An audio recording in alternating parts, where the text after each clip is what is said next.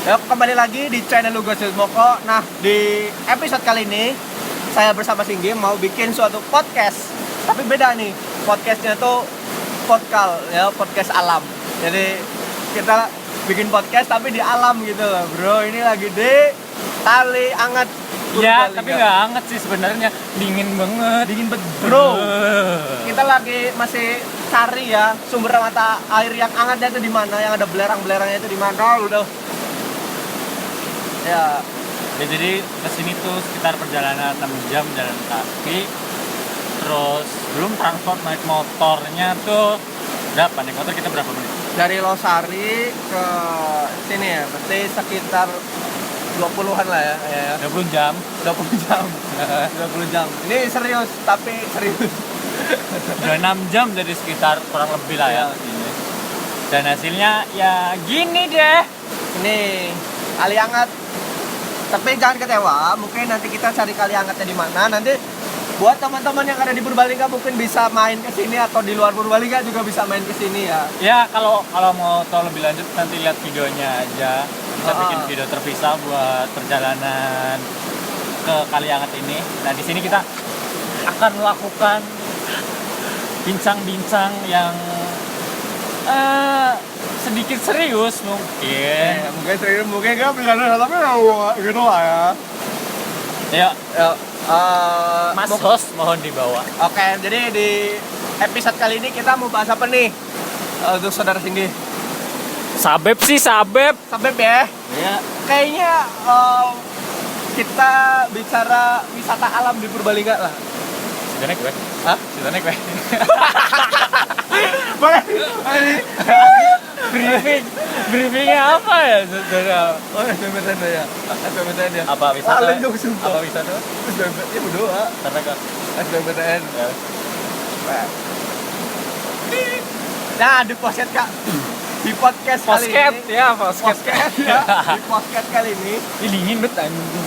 temanya kita mau bahas tentang gimana sih? Perjuangan dari Kak Lugas gitu kan, anjay Kak.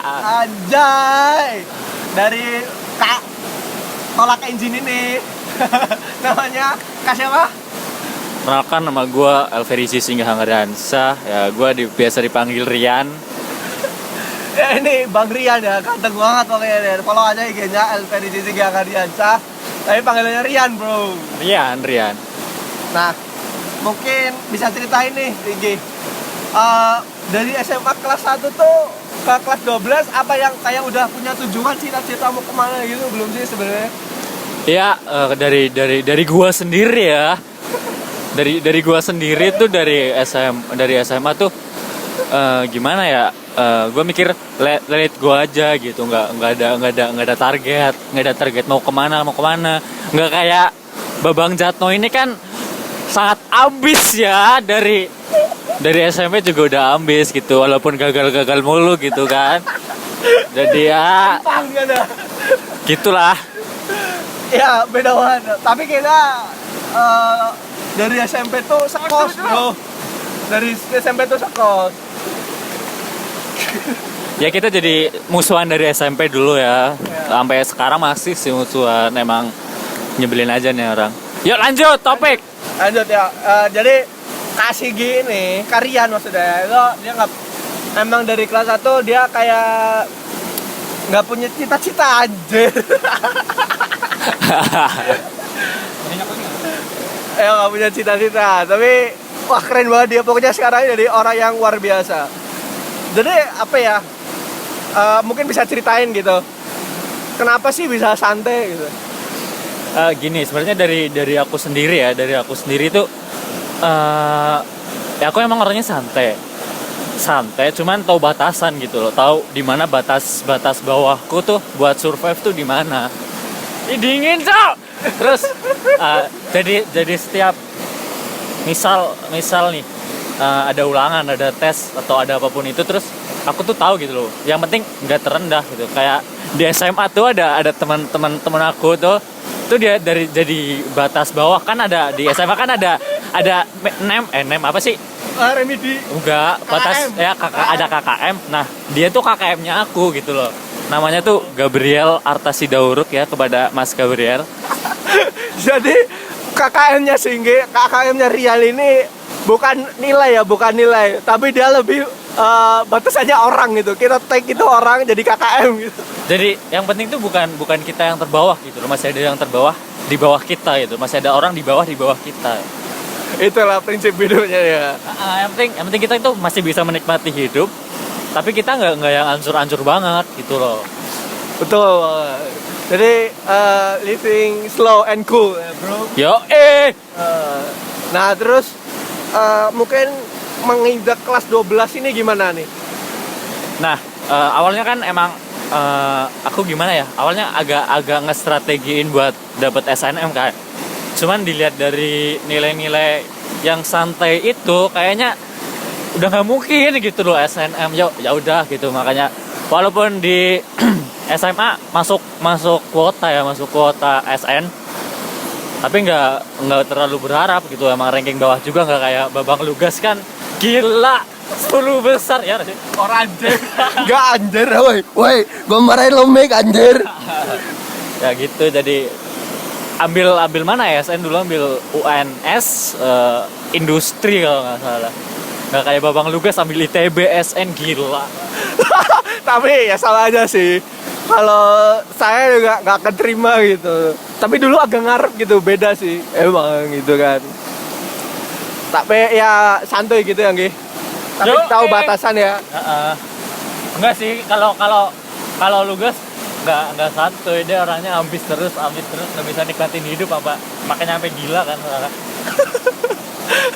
Ya, kalian tahu channel ini channel gila loh ya. Makanya dia tuh gila tuh gara-gara stres, udah try hard, udah berjuang tapi gagal gitu loh. Makanya jadi gila gini tuh gara-gara itu. Nah itu makanya ya, buat kalian yang anak kelas 12 nih,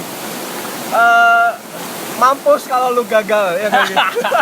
Salah siapa tolol lah. Iya itu. Enggak, Canda guys. Tapi gak apa-apa serius ya. Serius ya nih. Karena kalau misalkan lu gagal di awal-awal, habislah gagal di masa muda guys. Jadi, enggak kan masih banyak jalan gitu. Gagal di SN masih ada SD kan. Nah itu maksudnya tetap berjuang. Yang penting masih ada jalan. Iya, Ya, masih banyak jalan untuk mencapai hidup yang sejahtera. Ya, dari Kak Lugas sendiri gimana dari SMA kelas 1 mungkin ceritanya? Oh, kalau yang jomblo terus, sakit hati, terus nambah pindah kos kan, anjing. jadi sempat pindah kos ya, gara-gara ya ini kampang gitu kan. Enggak, bener kita tuh satu ranjang. Terus ya Tiap malam digituin, jadi aduh pusing nggak bisa melayani tiap hari kan. menyebalkan hoax anjing. Aduh gak kuat gitu. Jadi itu nanti kena pasal gitu. Lebih baik melindungi diri dari pindah kos gitu sih, awal mulanya itu gitu. Iya, perjuangan cerita. Oh iya, perjuangannya dulu dari SMA kelas pertama SMP ya. SMP itu mau daftar TN tapi gagal. Tolol. Emang dasar orang tolol, sok-sokan abis gini. Nggak tahu diri. Dia saksi gagal gua berkali-kali nih, asli loh. Ya jadi itu SMP gagal gitu kan. Terus SMA baru nih SMA kayak pengen comeback lah dari kegagalan, kebegoan, ketololan itu guys. Dia pengen comeback, pengen masuk OSN gitu, ambis. Sebenarnya nggak tahu sih mau kuliah di mana. Yang penting ikut OSN dulu gitu sih. Tidak, OSN juara 1 nasional, gila. Nasional Rembang, kial. Terus apa ya?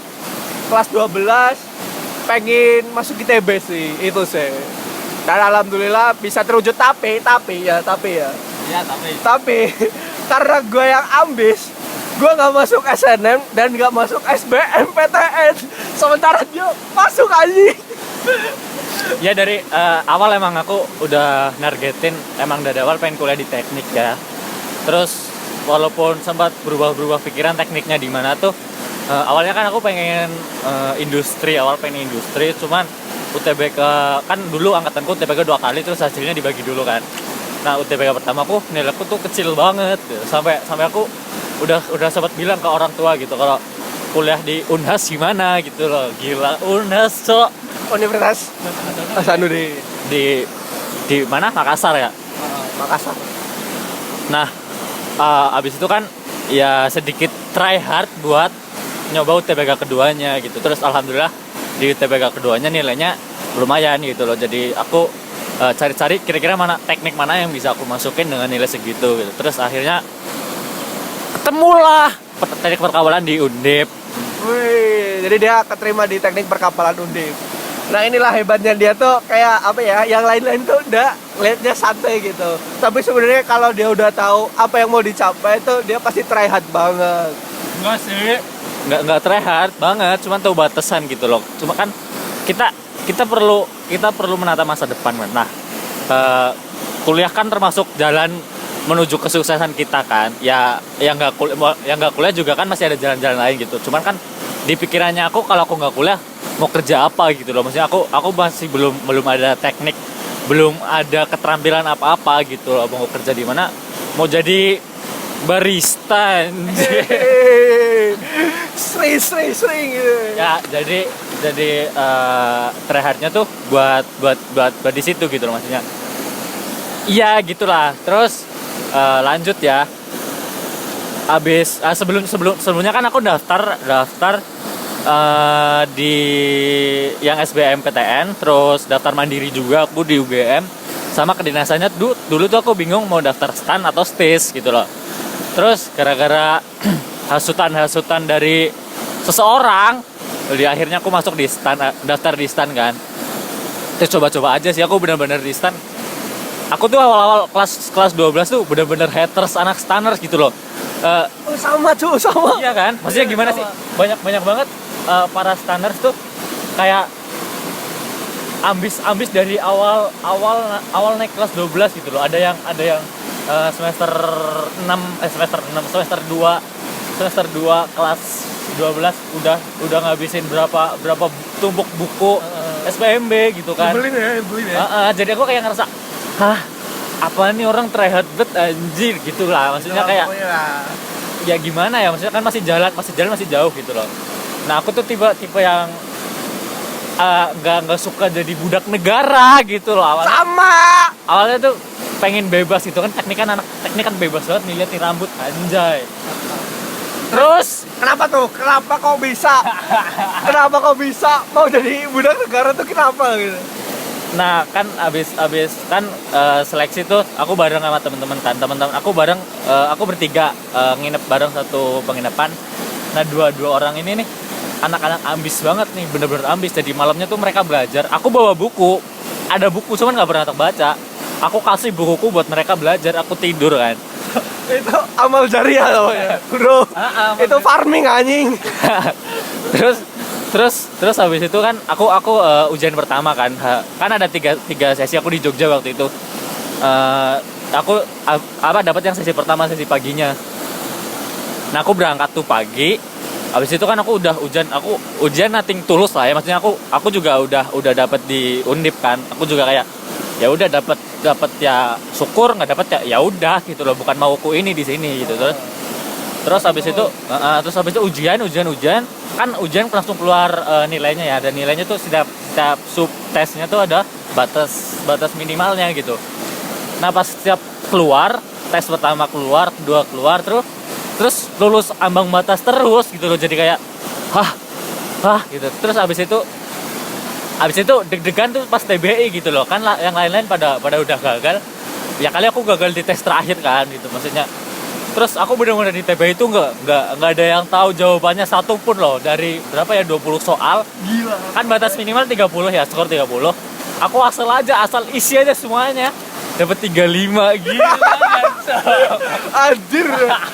Dia bejo ya, dalam 1 tahun udah dipakai nih. Tapi manfaat banget nih, sumpah.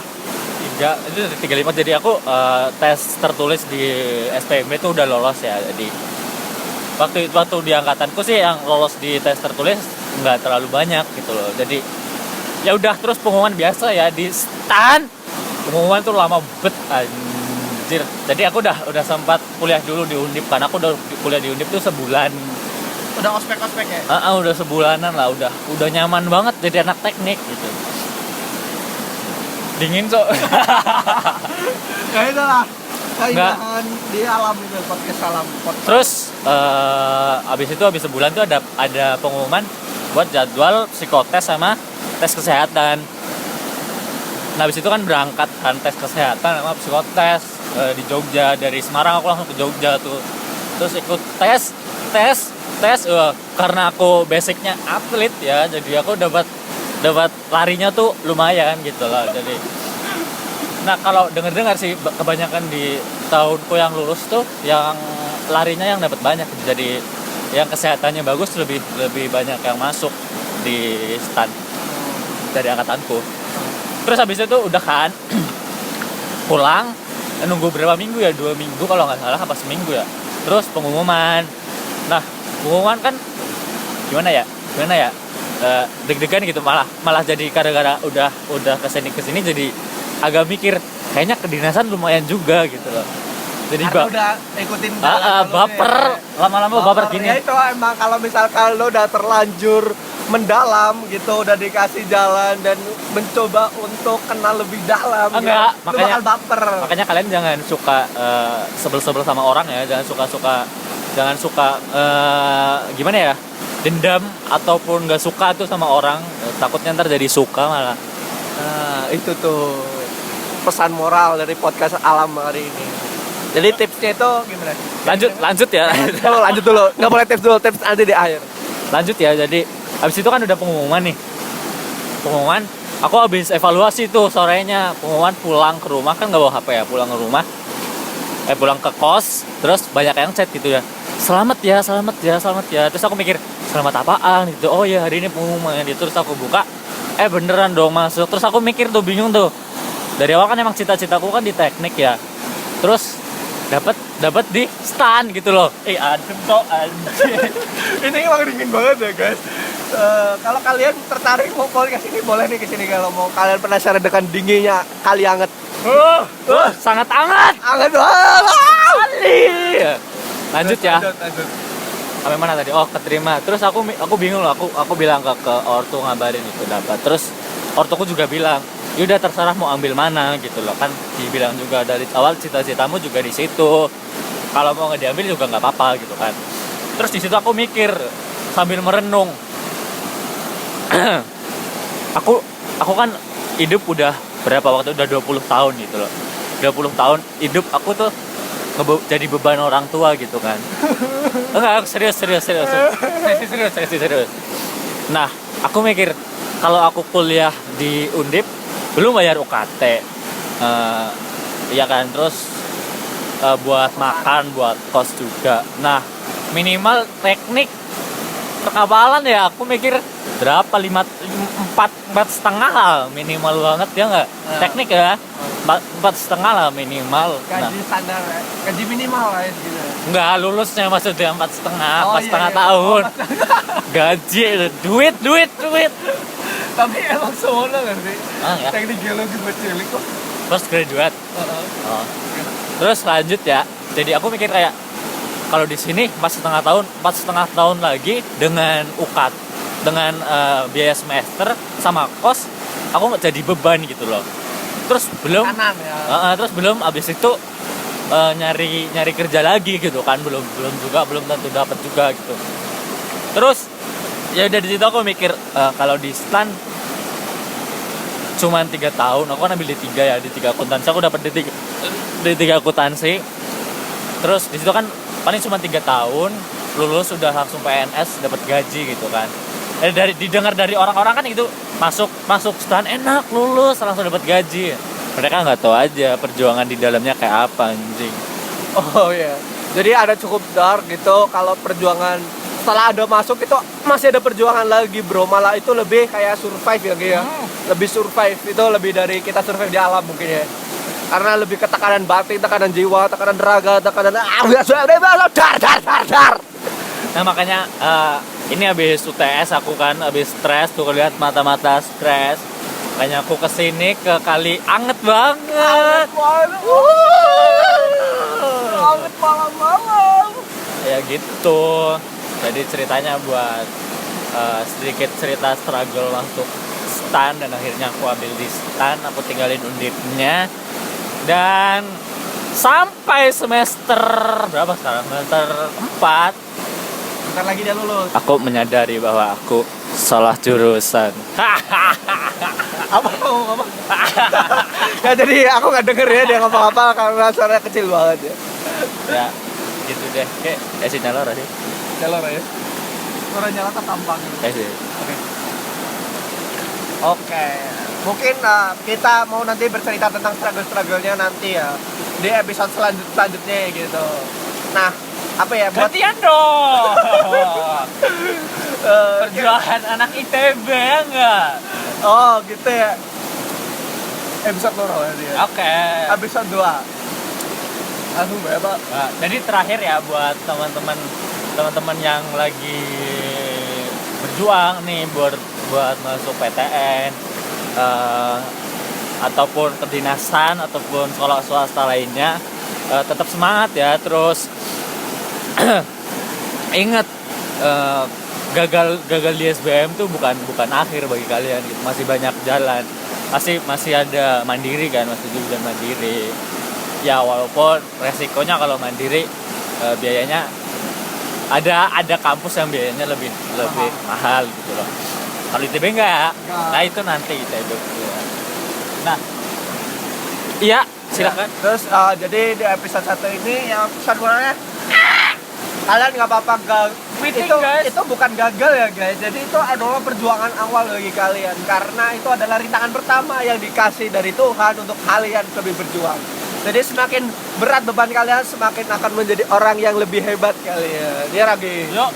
Jadi saran juga buat kalian, pahami dulu apa bakat dan minat kalian. Jadi ntar di semester tua nggak salah jurusan terus baru nyesel aku masuk sini kok aku di sini sih, terus di tengah jalan minta pindah ke orang tua, kan itu jadi beban lagi gitu loh. Betul banget. Jadi harus mantepin jurusannya mana. Kalau buat univ ya bebas lah, terserah lah, yang penting jurusannya dulu. Kalian tentuin dulu jurusannya tuh apa itu. Jangan kalian tuh maksa aku harus di univ ini jurusan apapun, jangan. Ntar keteteran di kaliannya sendiri gitu. Betul banget. Jadi tuh kalau misalnya dari terakhir ya, Allah selalu menyediakan hadiah buat kalian. Jangan kalian beranggapan bahwa kenapa sih aku nggak dapet suatu hal yang sama orang lain punya, kenapa sih waktunya nggak pas gitu, nggak sama gitu ya, yang lain udah dapet kuliah gua belum mungkin. Itu jalan kalian harus bikin cerita kalian itu lebih menarik. Jadi nanti kalian bisa cerita ke anak-anak kalian, ke orang tua kalian ataupun siapapun itu adalah suatu coretan manis gitu dalam hidup kalian. Ya mungkin sekian aja dari podcast pertama kali ini. Bagaimana sih anak yang nggak pernah belajar tapi bisa masuk STAN? Oke. Terima kasih. Wassalamualaikum warahmatullahi wabarakatuh. Jangan lupa subscribe, like, dan komen. HP ini teles goblok. Bye. Bye.